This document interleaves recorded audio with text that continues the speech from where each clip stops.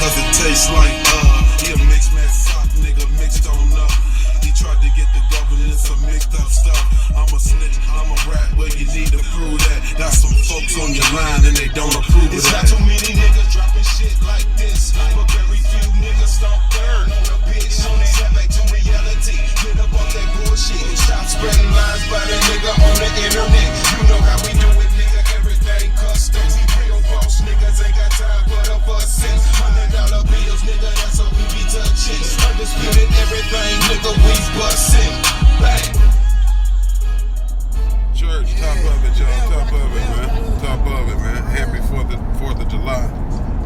Or is it really a happy 4th of July? I guess it's happy. Some people are happy and some people ain't. I guess that's life, huh? Life is always, it's always the two sides of life, huh?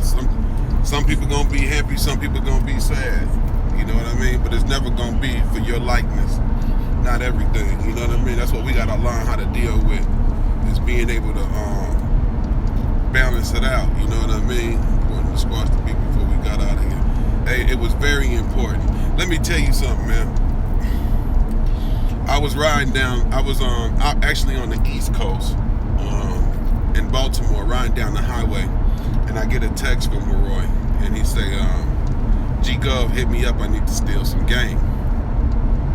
So I hit him, I called him back, and in the process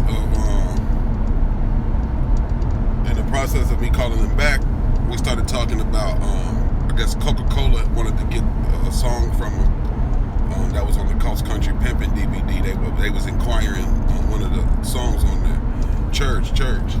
And in the process of them inquiring one of the songs from Cross Country Pimpin, he was asking me, you know, what direction should he go as far as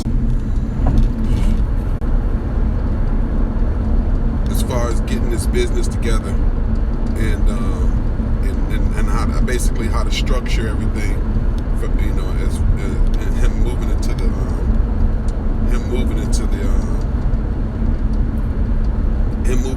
forward into the deal with Coca-Cola for the actual single. Or while we hold on one second.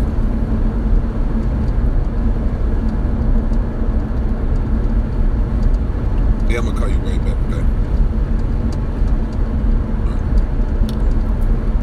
So, in the process of us on the phone, I mean, we actually ended up staying on the phone for about an hour that day. I talked to him. It was basically about 6 o'clock, so it was probably 4 o'clock California time, Las Vegas time. So we talked for about a good hour over the phone about the deal that he was getting ready to take on the coke and the music.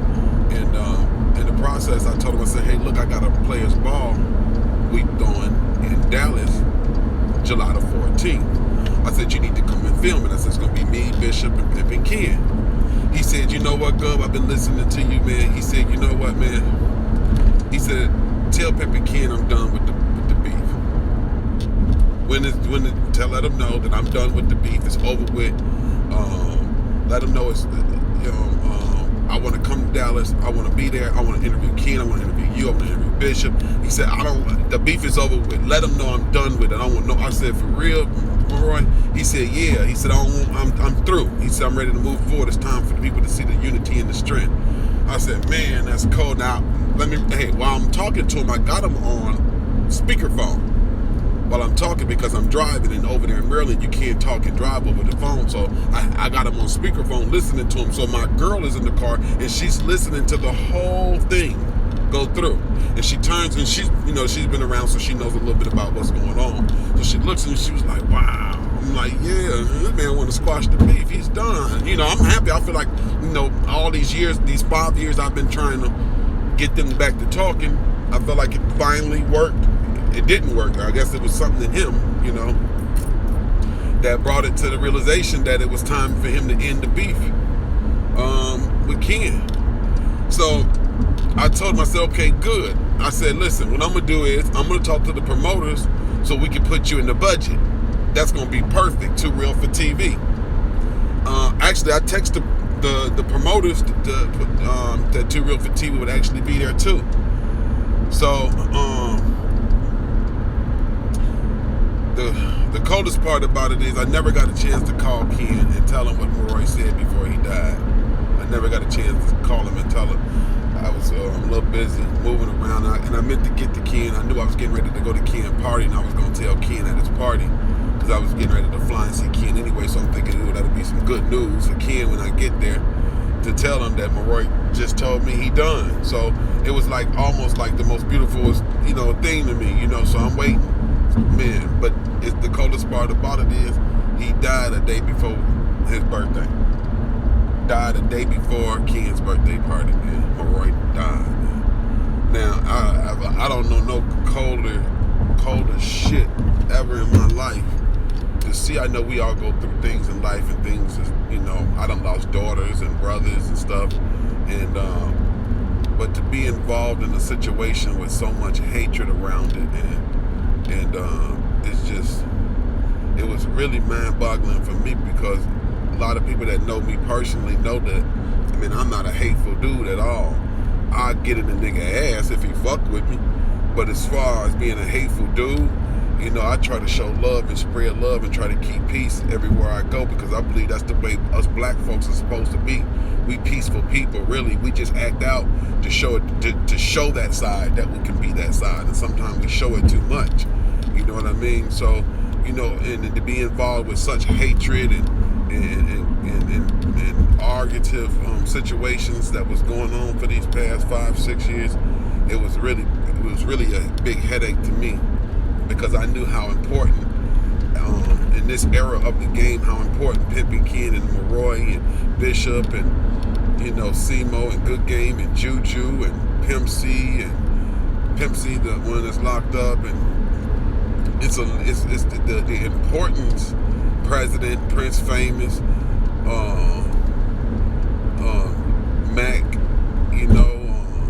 Lace. It's the importance of the realness of us being out here and being functional. Is us being the role models of love, the true definition of respect, the true definition of what having dignity and honor amongst each other.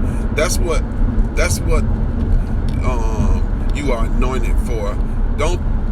I hate when niggas get anointed to be able to be blessed, to have fortunes here on this earth, but show the shitty side of themselves when they get the money.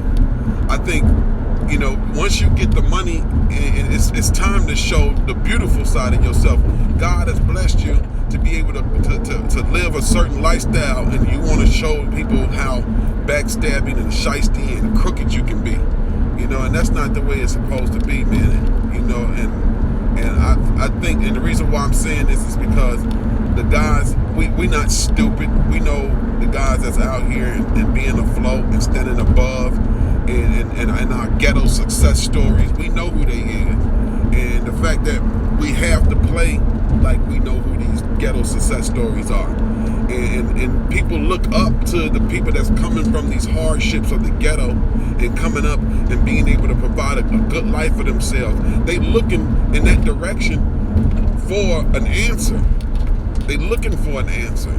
You feel what I'm saying? And when there's no answer there, they walk off and they say, oh, he's a buster, oh, he's a mark, he's a lame, he just got some money.